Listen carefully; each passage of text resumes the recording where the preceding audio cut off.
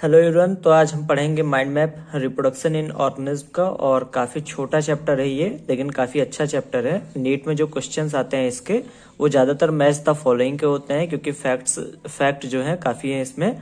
और काफ़ी छोटा चैप्टर है, इसीलिए माइंड मैप भी काफ़ी छोटा बना हुआ है। ये पहला पेज है जिसमें हम मेनली एसेक्सुअल रिप्रोडक्शन के बारे में और जनरल फीचर के बारे में पढ़ेंगे। और जो हमारा दूसरा पेज है उसमें हम ज्यादातर सेक्सुअल रिप्रोडक्शन के बारे में जो चीजें हैं वो पढ़ेंगे। ठीक है, तो दो ही पेज का टोटल माइंड मैप है ये। और ठीक है, तो इसको पढ़ना शुरू करते हैं। सबसे पहले हम शुरुआत करते हैं इसको लाइफ स्पैन से। काफी छोटा इसका वीडियो भी रहेगा, लगभग 15 से 16 मिनट के आसपास में कंप्लीट हो जाएगा ये। तो लाइफ स्पैन क्या होता है? Period from birth to natural death. Birth मतलब जब से आप पैदा हुए और जब आपकी नेचुरल डेथ हुई उसके बीच का जो टाइम होता है उसको लाइफ स्पैन कहते हैं। Life span is no relation to size. इसका साइज से कोई रिलेशन नहीं होता है। जैसे कि आप यहाँ पे देख सकते हैं, क्रो, कौवा और पैरट लगभग सेम साइज के होते हैं। लेकिन देखिए, क्रो जो होता है 15 साल का लाइफ स्पैन होता है। पैरट का 140 साल का लाइफ स्पैन होता है। तो साइज से कोई रिलेशन नहीं होता है लाइफ स्पैन का। ठीक है, चाहे साइज बड़ा हो चाहे छोटा हो, उससे मतलब फर्क नहीं पड़ता है कि लाइफ स्पैन कितनी होगी। तो ये इतने लाइफ स्पैन आपको याद रखने हैं, क्योंकि ये सारे नीट में कई बार पूछे गए हैं। ठीक है, तो एलिफेंट क्या होता है? 60 से 90 साल का। बटरफ्लाई का लाइफ स्पैन होता है 1 to 2 वीक्स, या फिर कभी कभी इसको 7 to 14 दिन मतलब लिखते हैं। डेज के ऑप्शन में अगर आप रहेगा तो 7 to 14 डेज लिख सकते हैं। ठीक है, क्रो जो होता है 15 ईयर का लाइफ स्पैन होता है। Parrot 140 year. Crocodile 60 years. Tortoise 100 से 150 ईयर्स। फ्रूट फ्लाई जो होती है 14 दिन का लाइफ स्पैन होता है। बनियान ट्रीज जो होते हैं इनका फिर ज्यादा होता है, 200 से 500 ईयर का लाइफ स्पैन इनका होता है। ठीक है, तो ये सारे लाइफ स्पैन आपको याद रखना है। फ्रूट फ्लाई का इंपॉर्टेंट है, याद रखिएगा 14 दिन। ठीक है, ये काफी बार पूछा गया फ्रूट फ्लाई का। ठीक, no individual is immortal except single cell organism. ये एनसीईआरटी की लाइन है जो कि कई बार नीट में डायरेक्ट पूछ ली जाती है कि जो भी सिंगल सेल ऑर्गेनिज्म है उनके अलावा कोई भी इमॉर्टल नहीं है। इमॉर्टल मतलब अमर। ठीक है, कोई भी अमर नहीं है एक्सेप्ट सिंगल सेल ऑर्गेनिज्म। ऐसा इसलिए कहा गया है क्योंकि सिंगल सेल ऑर्गेनिज्म जो होते हैं वो अपने बॉडी को स्प्लिट कर लेते हैं कभी कभी। जैसे एक अमीबा ऐसा रहता है, वो ऐसा टूट जाता है, तो उनकी बॉडी कंजर्व रहती है। ये थोड़ा समझने वाला टॉपिक है थोड़ा सा, लेकिन ये सेंटेंस जो है वो आ जाता है एग्जाम में, इसीलिए इस सेंटेंस को आपको पता होना चाहिए ये सेंटेंस। ठीक, अब आते हैं एसेक्सुअल रिप्रोडक्शन में। सबसे पहले जो टॉपिक है एनसीईआरटी का, एसेक्सुअल रिप्रोडक्शन। एसेक्सुअल रिप्रोडक्शन में सिंगल पेरेंट इन्वॉल्व होता है, एक ही पेरेंट इन्वॉल्व होता है। प्रोड्यूस क्लोन प्रोड्यूस किया जाता है एसेक्सुअल रिप्रोडक्शन में। क्लोन क्या होते हैं? ऐसे ऑफ स्प्रिंग जो कि जेनेटिकली एंड मॉर्फोलॉजिकली सिमिलर होते हैं।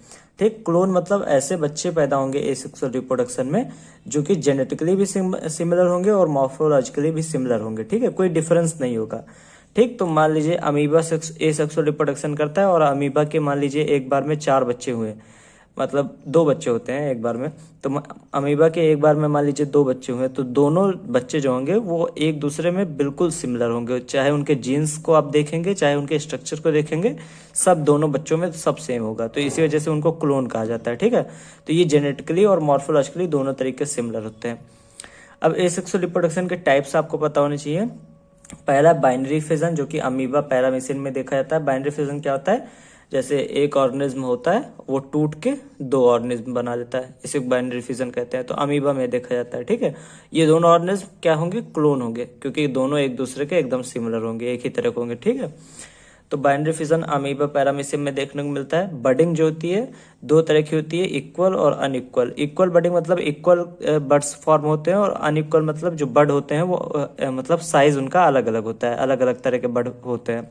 तो इक्वल बडिंग हाइड्रा में देखी जाती है, अनइक्वल ईस्ट में देखी जाती है। ठीक है, ईस्ट में अनइक्वल बडिंग होती है। ये चीज एग्जाम में कई बार पूछा गया है, तो आपको ये जरूर याद रखना है कि ईस्ट में अनइक्वल बडिंग होती है। ठीक, एसेक्सुअल स्पोर्स जो होते हैं वो भी कई बार एसेक्सुअल रिप्रोडक्शन के लिए यूज होते हैं, जो कि अलगी और फंजाई में देखने को मिलते हैं। ठीक है, इसके अलावा पेनिसिलियम में कोनिडिया नाम का स्ट्रक्चर पाया जाता है एसेक्सुअल रिप्रोडक्शन के लिए।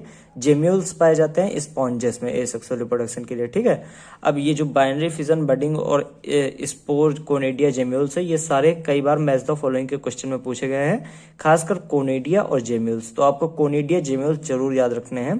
कोनिडिया पेनिसिलियम में और जेम्यूल्स जो है स्पॉन्जेस में पाए जाते हैं। ठीक, फिर आते हैं नीचे वेजिटेटिव रिप्रोडक्शन। वेजिटेटिव रिप्रोडक्शन क्या होता है? एसेक्सुअल रिप्रोडक्शन ही वेजिटेटिव रिप्रोडक्शन होता है, लेकिन जो ये वर्ड है वेजिटेटिव ये यूज किया जाता है प्लांट्स के लिए, ठीक है। तो it is kind of asexual reproduction but it is used for plants, ये याद रखिएगा।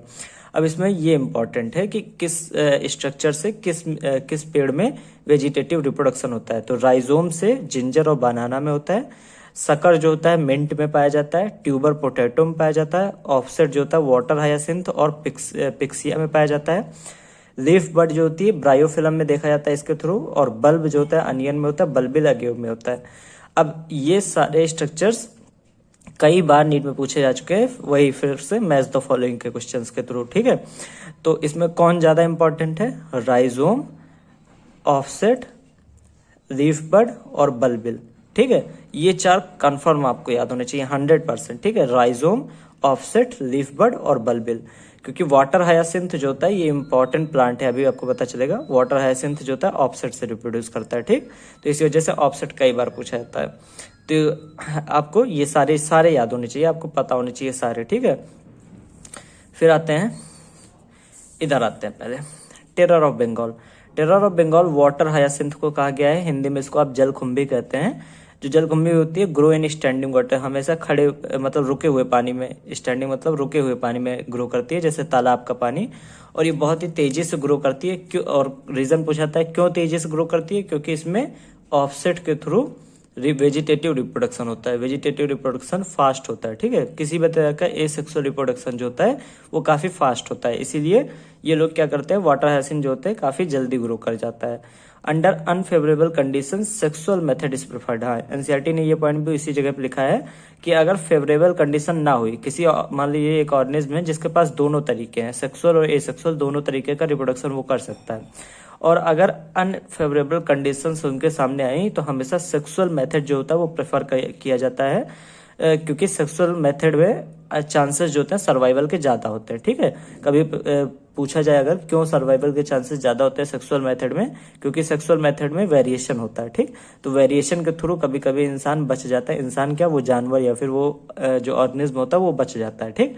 तो आप बेसिकली याद रखिएगा कि अगर अनफेवरेबल कंडीशन यानी खराब कंडीशंस हैं तो सेक्सुअल मेथड ज्यादा प्रेफर किया जाता है एसेक्सुअल के बजाय, ठीक। फिर आते हैं यहाँ पे अनयूजुअल फ्लावरिंग प्लांट्स। कुछ प्लांट्स दिए गए हैं आपको जिनमें अनयूजुअल तरह की मतलब थोड़ी अलग तरह की फ्लावरिंग पाई जाती है। जैसे पहला बम्बू। बम्बू जो होता है फ्लावर्स ऑफन 50 से आफ्टर 50 to 100 ईयर्स। बम्बू जो होता है वो 50 से 100 साल बाद फ्लावर करता है, और ये जब फ्लावर करता है तो produce large number of flower, कई सारे फ्लावर प्रोड्यूस करेगा, उसके बाद मर जाएगा। तो बम्बू का क्या है, 50 से 100 साल बाद इसके बाद फ्लावर आएंगे, और खूब सारे फ्लावर आएंगे एक ही बार में, और ये उसके बाद तुरंत मर जाएगा। तो बम्बू का ये है। दूसरा स्ट्रोबोलेंथस कुंथियाना, कई बार नीट में आ चुका है, इसको नील कुरंजी कहते हैं। ये नाम भी एनसीईआरटी में दिया गया है, हिंदी नाम, तो ये अभी आपको ध्यान में रखना है। तो स्ट्रोबोलेंथस कुंथियाना क्या है, फ्लावर वंस इन 12 ईयर, 12 साल में एक ही बार फ्लावर करता है।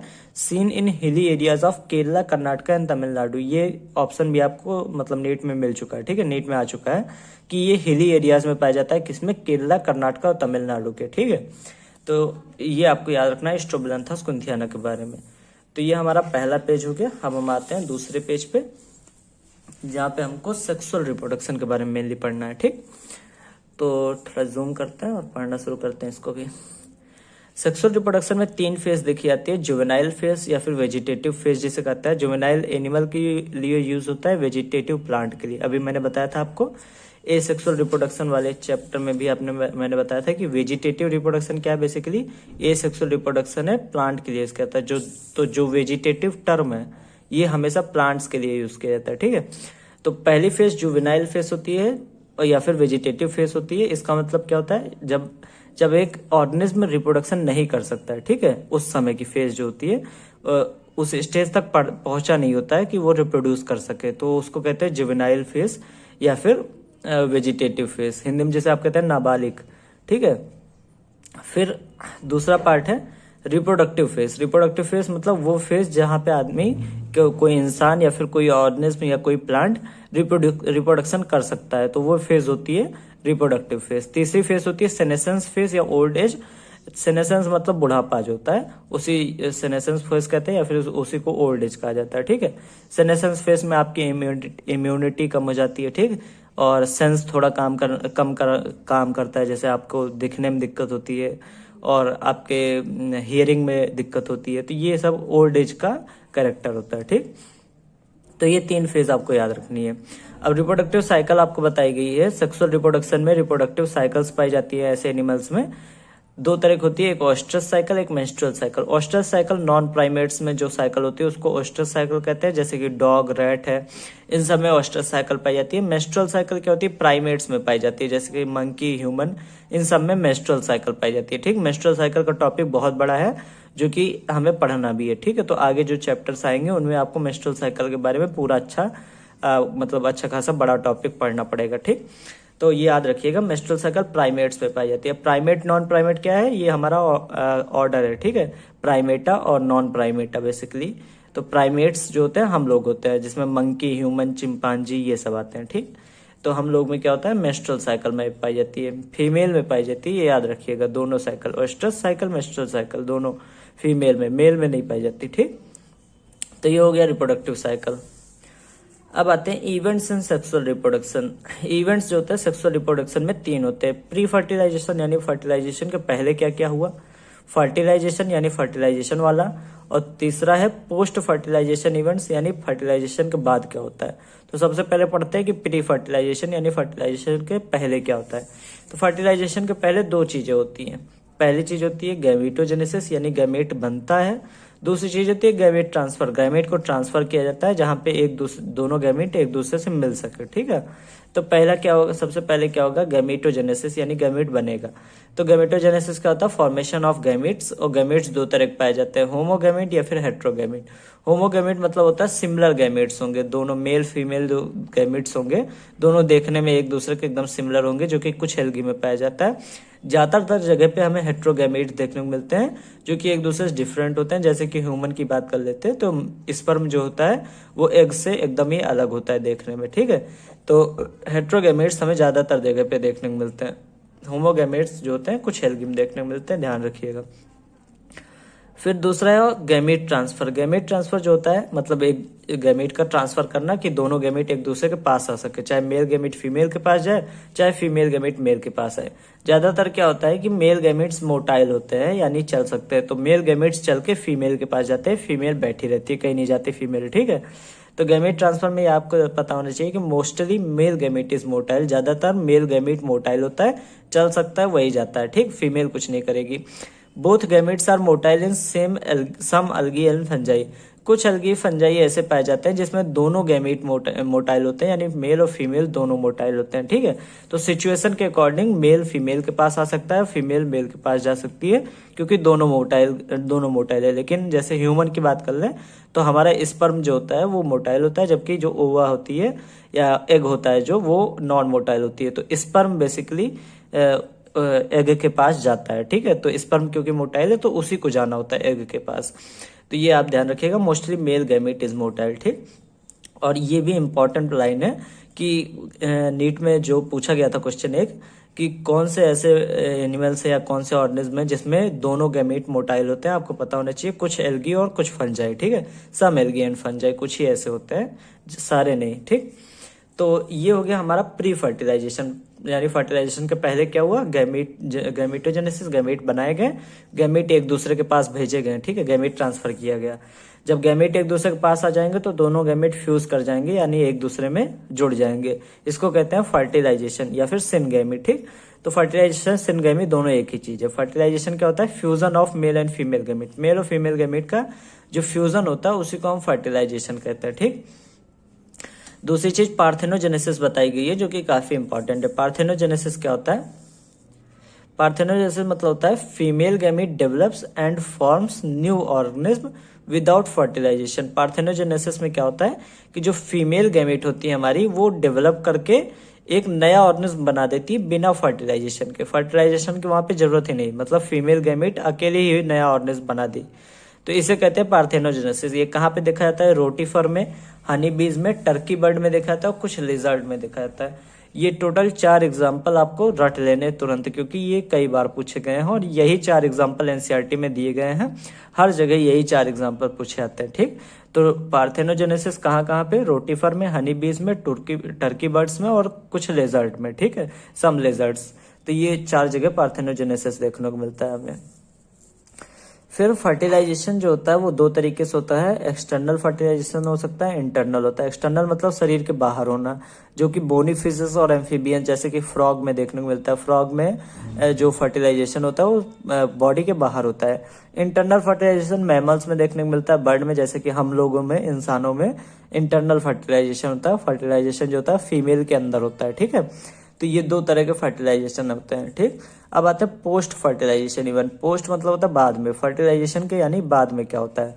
तो फर्टिलाइजेशन के बाद में जाइगोट बनता है और एम्ब्रियो बनता है। तो जाइगोट जो बनता है सिंगल सेल्ड होता है हमेशा। ये पॉइंट तो काफी सिंपल है लेकिन कभी कभी आप भूल जाते हैं, तो याद ध्यान रखिएगा।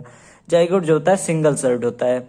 जब मेल गैमेट और फीमेल गैमेट एक दूसरे में फ्यूज करेंगे तो एक सिंगल सेल्ड बनेगा, जो कि जिसको हम जाइगोट कहेंगे। और zygote ensures continuity of life over generation. ये एक लाइन है एनसीईआरटी में। अब ये लाइन इंपॉर्टेंट है और ये नीट में पूछी गई है, तो ये याद रखिएगा कि zygote ensures continuity of life over generation. ठीक है, जाइगोट जो होता है वो इंश्योर करता है यानी कंफर्म करता है कि लाइफ जो होता है वो अब कंटिन्यू होगी। यानी एक बार जाइगोट हमारा सही से बन गया तो लाइफ आगे आसानी से बढ़ सकती है। ठीक है, तो ये लाइन जो है ये इंपॉर्टेंट है क्योंकि नीट में पूछी गई है। ठीक है, तो ये ध्यान जरूर रखिएगा। फिर आता है एम्ब्रियोजेनेसिस। एम्ब्रियोजेनेसिस मतलब होता है फॉर्मेशन ऑफ एम्ब्रियो। एम्ब्रियो क्या होता है? जाइगोट ही जो होता है, इसी में डिवीजन होते होते जब हाथ पैर और हार्ट ये सारी चीजें बनने लगती हैं तो उसे हम कहते हैं एम्ब्रियो। ठीक, तो बेसिकली शुरुआती तौर पे जो बच्चा होता है उसी को एम्ब्रियो कहते हैं। जब तो एम्ब्रियोजेनेसिस क्या होता है? Formation of embryo. इसमें 2 प्रोसेस होती हैं, सेल डिवीजन, एक तो सेल डिवाइड करती है, दूसरा सेल डिफरेंशिएशन। सेल डिफरेंशिएशन मतलब होता है अलग अलग तरह की सेल बनना, जैसे हार्ट की सेल बन जाना, जैसे नर्वस सिस्टम की सेल बन जाना। ठीक है, नर्व बन जाना, नेफ्रॉन बन जाना, ये अलग अलग तरह की सेल का बनना जो होता है उसी को कहते हैं सेल डिफरेंशिएशन। तो formation of different type of cell जो होता है उसी को कहते हैं सेल डिफरेंशिएशन। ये दोनों प्रोसेस किसमें होते हैं? एम्ब्रियोजेनेसिस में आपके होते हैं। तो ये हो गया हमारा पोस्ट फर्टिलाइजेशन इवेंट। ठीक, तो हमने बेसिकली सेक्सुअल रिप्रोडक्शन की मेन चीजें सारी पढ़ ली हैं। हमने ये फेजेस पढ़ लिए हैं और इवेंट्स पढ़ लिया सेक्सुअल रिप्रोडक्शन का। अब 1-2 पॉइंट्स और है जो कि यहाँ पे हर्माफ्रोडाइट। हर्माफ्रोडाइट क्या होता है? Bisexual animal. बाइसेक्सुअल मतलब एक ही बॉडी में दोनों सेक्स का होना।